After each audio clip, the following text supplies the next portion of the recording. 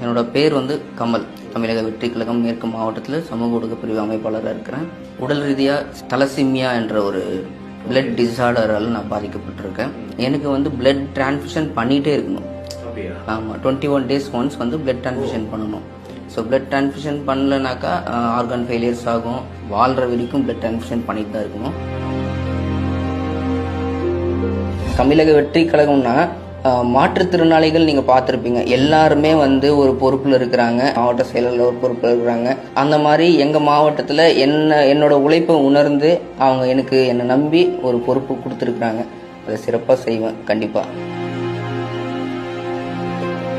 உங்களோட வீடியோஸ் வந்து திடீர்னு வந்து பார்க்குறப்ப என்ன சின்ன பையன் வந்து கார் ஓட்டுறான், சின்ன பையன் வந்து கட்சியில் எல்லாரையும் சேர்த்துட்டு இருக்கானே அப்படின்ட்டு வந்து அந்த ட்ரோல் பண்ணுற கமெண்ட்ஸ் எல்லாம் வந்து பார்த்துருப்பீங்க. இந்த கமெண்ட்ஸ் எல்லாம் யார் யார் பண்ணுறாங்கன்னு எனக்கு தெரியும். தளபதியை நேசிக்கக்கூடியவங்க இப்படி பண்ண மாட்டாங்க. இப்போது தலசிமியான்றது வந்து பார்த்தீங்கன்னாக்கா ஒரு சிலருக்கு தெரியாது. அது வந்து ஐடென்டிஃபைனா இப்படி தான் இருப்போம். நான் இப்போ எப்படி இருக்கேன், ஒரு மாதிரி குள்ளமாக. ஸோ ஹார்மோன் டிஃபிஷியன்சிஸ் இருக்கும். ஸோ இந்த மாதிரி என்னோடய கை கால்லாம் பார்த்தீங்கன்னா கைகள் வந்து பார்த்தீங்கன்னாக்கா கொஞ்சம் வளைஞ்சிருக்கிற மாதிரி இருக்கும். அதுக்காகவே நான் 1997 சொல்லிட்டு பயோவில் போயிட்டு மென்ஷன் பண்ணேன். அந்த கமெண்ட்ஸ் எல்லாம் வரும்போது தான் அதுக்காகவே 1997 போயிட்டு மென்ஷன் பண்ணேன்.